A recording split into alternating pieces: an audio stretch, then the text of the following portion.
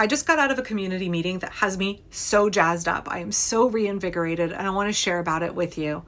I am so encouraged, and I want to take a few moments and share some of that good energy with you and tell you what the meeting was about. Let me give you a tiny bit of context here at the beginning. So people ask me all the time, like, Angela, why don't you run for elected office? And I repeatedly say, like, that's not my skill set, not something that I think that would be great for me. But I do think we should be involved in our local politics, in our local communities as much as we possibly can. I think that we have the greatest ability to do good on a hyper local level. That is where we have the most impact, the most influence. So even though elected office is like not really for me, I did apply a while back to take on a volunteer job for the city. And I hinted at it a little bit throughout the application process, but obviously I couldn't talk about it until City Council voted on myself and the other applicants. And now it's public. So I am on one of the community leadership committees for one of the new TIF districts here in Portland. I think there's 13 folks on our committee. We all live in our corner of Portland within this new TIF district. And if you don't know what a TIF is, TIF stands for Tax Increment Finance District. Basically, a city or municipality sets aside an area that is economically disenfranchised in some way. There is a need for revitalization. And they say, okay, for 20 or 30 years, whatever is designated, we are going to take a percentage of your property taxes and we are going to keep them right in your neighborhood. And we're going to spend them on specific brick and mortar projects to help improve the district. Now, TIF districts have been typically used in other places, used to take tax dollars and benefit businesses, benefit corporations. These are areas that are often economically pretty depressed, and you're trying to entice businesses in. So, in late stage capitalism, that money gets spent on corporations, not the people who live there. But in Portland, we're trying to do something different, and that is to use TIF dollars, those tax dollars, to help the residents, to bring up the quality of life, to increase stability, economic prosperity, livability for the people in those neighborhoods without gentrifying, without pushing them out, to do it in a way that prioritizes the residents now and for the next 15, 20, 30 years. TIF districts have a not great reputation around the world because it is often using tax dollars to benefit businesses to the detriment of the residents of an area. That's not what we're doing here at all. And one of the ways that the city and Prosper Portland are ensuring that is that they've created these CLCs, these community leadership committees, of which I am a member. I'm serving on one for what they're calling the Space TIF. There are 3 new TIF districts, and one of them, Space, is Sumner, Parkrose, Argay Terrace, and Columbia Corridor. So my neighborhood is part of a TIF district. And folks who live and work here in my neighborhood are serving on this CLC. And we are helping guide the city in how to spend millions and millions of tax dollars over the next 30 years in order to bring up the quality of life, in order to meet needs of residents here. So I had a meeting, myself and one other CLC member, and then someone from Prosper Portland, and then our liaison. We met at a coffee shop today in my neighborhood, had a little conversation because they're trying to meet with the different members of the TIF district to help us, like what is it that we think would benefit our community? What are we hearing from our neighbors? Because the goal is not for us to do what we want with the tax dollars, but it's for us to represent what our neighbors want and need. What are the needs and desires? What would benefit folks who live here right now? How can we help raise the quality of life for our very, very much neglected corner of the city, a corner of the city that has just been a dumping ground for Portland City Council for a really long time, previous iterations of Portland City Council, right? We've had this big restructuring.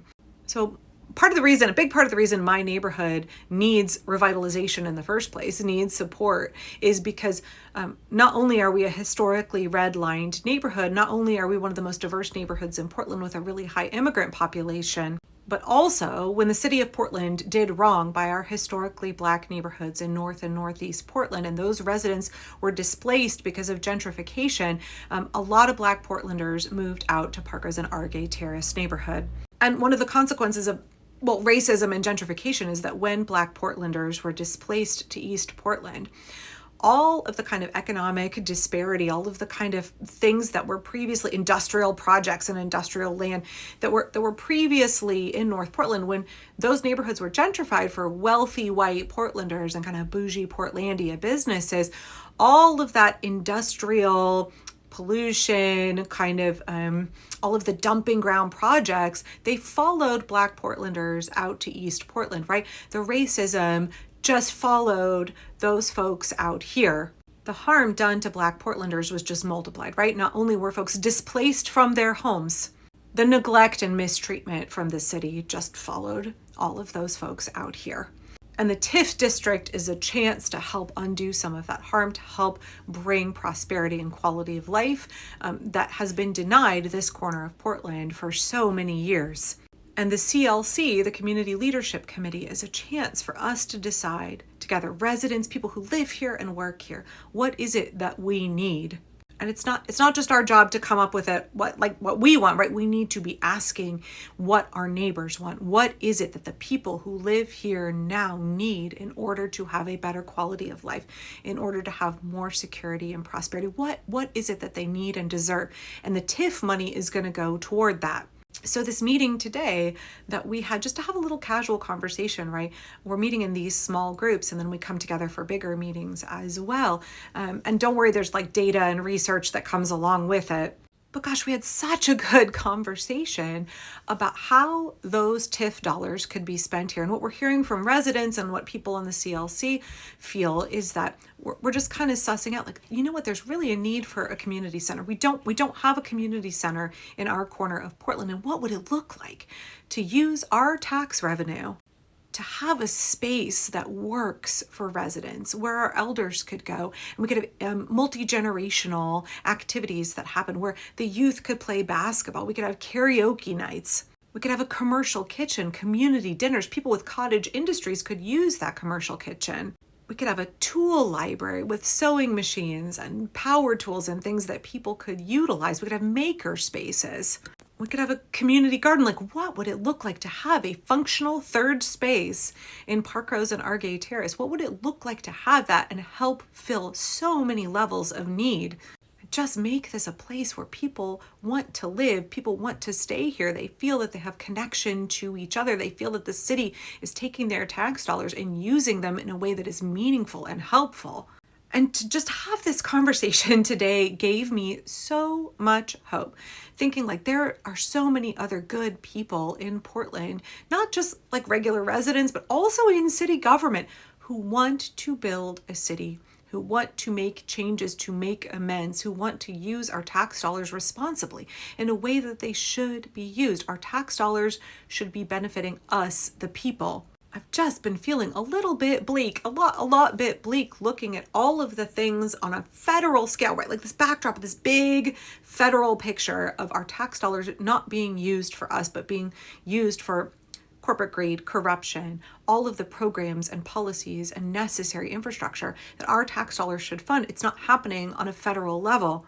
And feeling like that's such a huge, unsolvable problem, a nation of 340 million people, the federal government is such a giant machine. No, our solutions are hyper local. That's what I got leaving this meeting today. First of all, wonderful people that I met with, and we're just brainstorming, right? I'm not saying that we're building a community center. Like that's not what I'm saying. I'm saying we were just sitting and like dreaming. What are the visions that we have? What is it our neighbors dream of? What is it that would help us? And isn't that what our tax dollars should be doing? They should be spent on things that help us, the people, that create not just more resilient, but more functional and abundant neighborhoods.